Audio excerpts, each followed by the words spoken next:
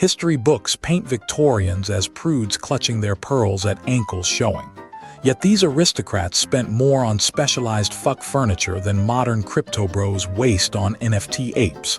Missionary position too scandalous. Not when you've got a velvetan bronze, conjugal table. The $40,000 Tempur-Pedic dogging platform of $1,873. Imagine needing Rube Goldberg machinery just to procreate without eye contact.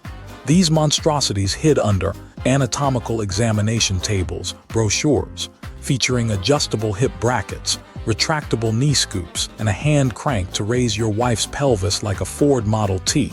Efficiency. My third ex-wife Karen had less engineering in her vibrator collection.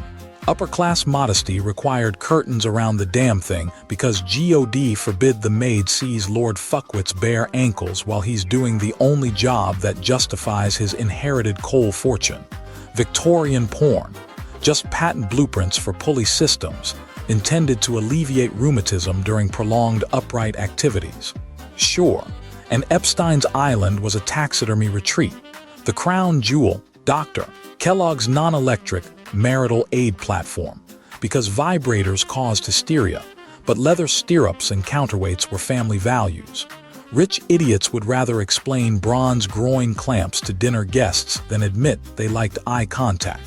A tradition continued by modern men who vape in Tesla bathrooms to avoid post-coital cuddling.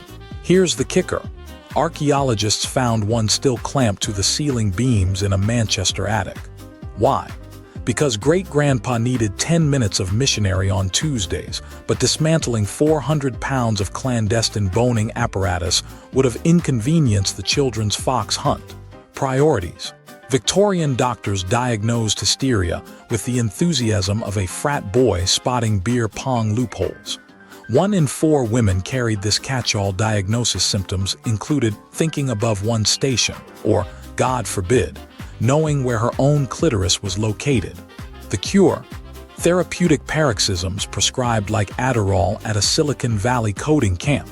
Doctors literally built side hustles performing pelvic magic tricks until patients achieved hysterical relief. History's first OnlyFans subscribers wore stethoscopes and charged by the ounce of dignity evaporated. These quacks rebranded fuck thrones as Hysteria treatment lounges, featuring revolutionary design innovations. Hydraulic lift systems for adjusting circulatory pressure gradients, intricate pulley harnesses to prevent subluxation during convulsive episodes, silk restraint straps marketed as modesty preservation bindings. The 1876 Medical Journal of Obstetrics contains instructions for proper vulvar manipulation angle. My second ex-wife's divorce lawyer wasn't this detailed about wiping me financially. This medical theater transformed infidelity into occupational therapy. Wealthy husbands received tax deductions for therapeutic apparatus, basically convincing Parliament that drilling holes in an oak examination bench counted as R&D. The mental gymnastics rival Simone Biles on absinthe. One physician testified before Congress that his Gilded Age fucking cradle cured gout and jazz music. Meanwhile, starving peasants screwed in alleys behind butcher shops without parliamentary approval. Their version of marriage counseling was not freezing to death by February. The ultimate joke.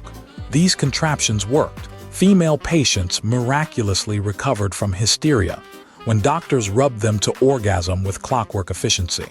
Medical texts note release of female tension with all the clinical detachment of a Yelp review for toaster repair.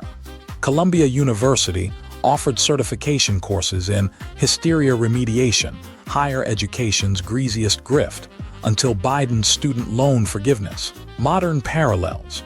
Look at Goop selling jade eggs for uterine energy realignment, or erectile dysfunction ads during football games starring washed-up quarterbacks and cartoon woodchucks. Humanity still medicalizes horniness now, we just use pharma bro coupons instead of hand-forged gynecological stirrups. Progress. This institutionalized perversion proves humanity's gold medal talent, slapping fig leaves on our animal instincts while monetizing the sweat stains. The Victorians didn't invent hypocrisy, They industrialized it with walnut veneers and velvet padding. England's blue bloods suddenly resembled trust fund toddlers handed nuclear launch codes.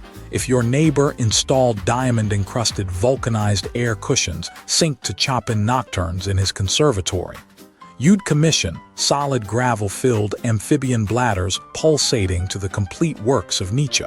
Circa 1863, Prince Albert's inner circle pioneered smuggling industrial-grade rubber past customs in hollowed-out violoncellos, rebranding their hall as pneumatic posture therapy loungers, so pretentious they required 3 servants, 1 operating bellows, 1 chanting Latin erotica, and 1 frantically wiping aristocratic sweat off the harmonic resonator. Think OnlyFans if subscribers had to personally crank generators to keep Taylor Swift's sweat-resembling candle flickering during live streams.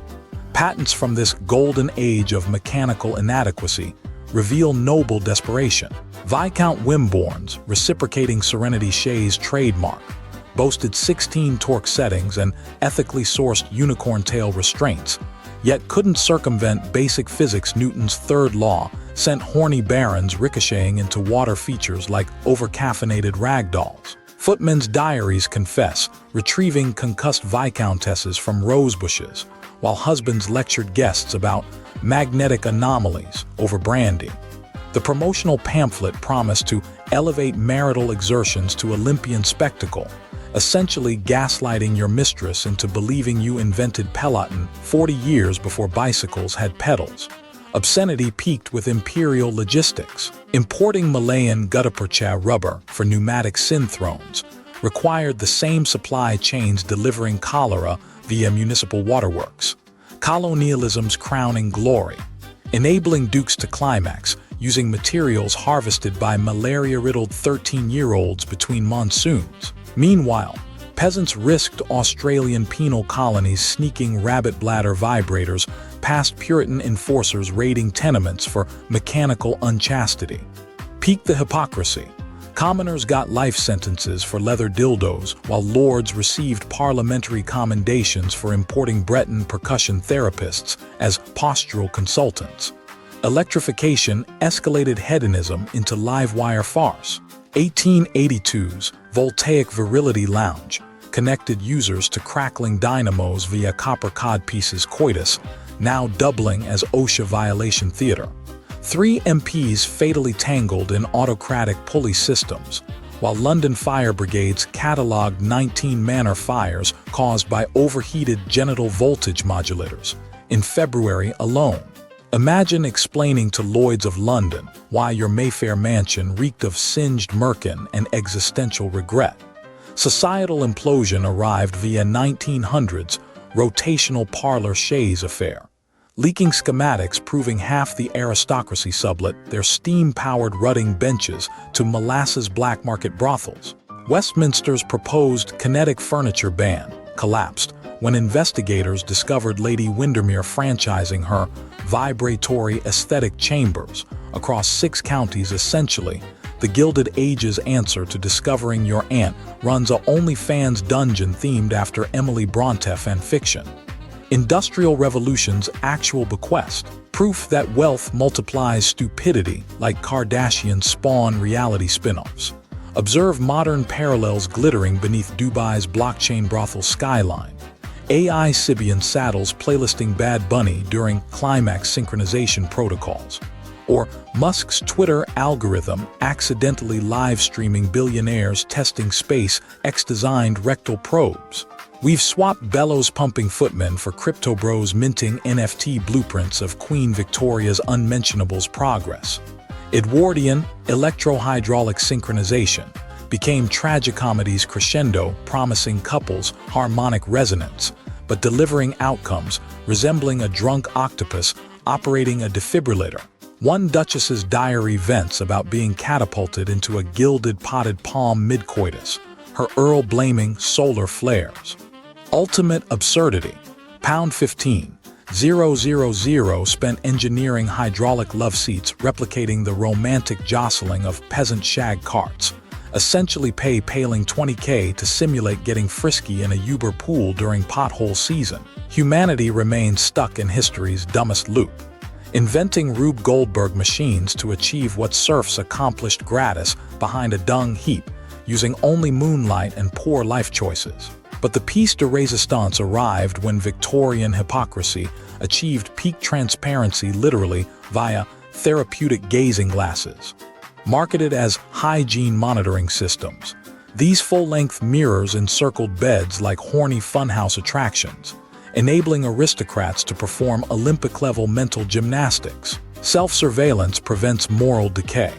Doctors proclaimed, same energy as tech bros claiming LinkedIn is educational while scrolling thirst traps during investor Zoom calls. Consider Sir Reginald Bollexsher's 1875 patent, a rotating mercury-silvered mirror rigged to brass pulleys that allegedly optimized respiratory alignment during vigorous calisthenics. Translated, rich twits watched themselves bone beneath portraits of dead ancestors. One earl bankrupted his estate installing prismatic mirrors to study the scientific properties of candlelight refraction during mating rituals, i.e., crafting amateur stag films starring himself decades before Kodak invented celluloid. Modern equivalent, Dubai elites streaming tantric rituals to their NFTs while claiming it's digital performance art. Historical truth, humanity's obsession with watching our own stupidity predate TikTok by centuries. Queen Victoria's physician even published papers claiming witnesses observing their own hygiene routines increased fertility rates data, suspiciously gathered from brothels catering to men with a Pygmalion kink. The ultimate punchline, these contraptions required servants to polish them mid-act. Imagine earning 14 shillings a week to buff a duke's narcissism mirror while he squeals like a stepped-on otter. Diaries reveal one footman quit after being ordered to shout encouragement like, "Marvelous lumbar flexion, my lord." During coitus essentially, the Victorian precursor to OnlyFans chatbots role-playing as impressed soccer moms. So next time you see a Peloton live stream of some hedge fund ghoul cycling naked towards cardiac arrest for wellness, recognize the lineage. Entitled morons weaponizing technology to pretend vanity isn't vanity. We didn't evolve beyond Victorian mirrors, we just gave them algorithmic curation and subscription models. Tragedy is, those Gilded Age dopes at least tried hiding their depravity behind pseudoscience. Modern idiots post their rectal ozone therapy sessions on Instagram Reels tagged Health Journey. Or as my degenerate Uncle Cecil muttered before losing his inheritance funding a Tesla coil-powered corset, if God didn't want us to film ourselves coupling, why did he invent the selfie stick? But let's dissect the piece de resistance of repressed hysteria, the modesty saddle. Visualize a steampunk glory hole crossbred with a bondage octopus, crafted by a drunken Thomas Edison after someone spiked his laudanum with industrial solvent. Sir Reginald Fussipence Roman III, whose name sounds less like an aristocrat and more like a rejected Dickensian STD, marketed this mahogany monstrosity as enabling transcendent union through friction-based prayer. Let's be frank, it allowed corseted perverts to bonk while maintaining plausible deniability at high T. The contraption resembled a taxidermied giraffe mid-collapse into a gynecologist's settee, featuring whalebone restraints, embroidered knee gags, and a discretion canopy that unfolded slower than Musk's Twitter acquisition. By deployment time, most couples had either expired from tedium or realized adultery required significantly less engineering. Our modern counterpart. Imagine if HBO's The Idol tried to design a soul cycle machine for tantric zoomers, all faux woke aesthetics masking pure logistical nightmare. These were the Juicero of jittery copulation. $10,000 worth of artisan gear so aristocrats could pretend they weren't loudly moistening their pantaloons. Fussipence diary entries reveal the saddle's sole success came when Lady Dunklebottom converted hers into a feeding station for depressed parakeets. His subsequent bankruptcy filing included blueprints for a coal-fired upgrade optimized for adventurous duos. which factory workers nicknamed the Widowmaker after testing it with crash test dummies filled with flammable pudding. The Masterstroke, the saddle's 12-step chastity ballet.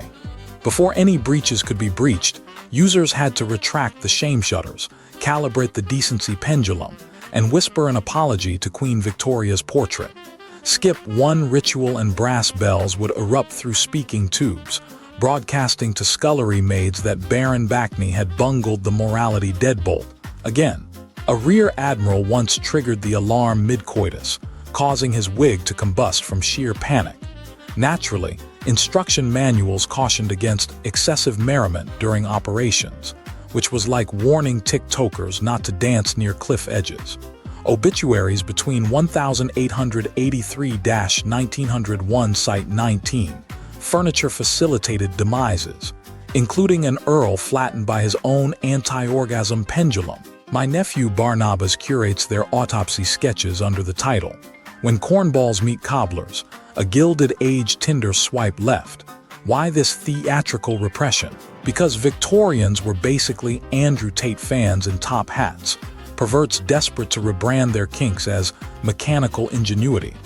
Their modesty saddle is no different than Silicon Valley rebooting pegging as prostate wellness optimization. Both eras share that sweaty impulse to slap Gaussian blur on basic biology before monetizing it. To any entrepreneurs scheming up a mindfulness intimacy app powered by NFTs, the modesty saddle is your great-granddaddy's crypto. That $8,000 quantum spiritual sync chamber you're peddling. It's an ottoman-wearing ChatGPT as a codpiece. When archaeologists dig up your bioresponsive arousal throne next century, it'll sit beside Fussipant's steam saddle and Juicero machines in the Museum of Catastrophic Over-Engineering, right between vibrating avocado toast warmers and Elizabeth Holmes' collection of empty nanotainers.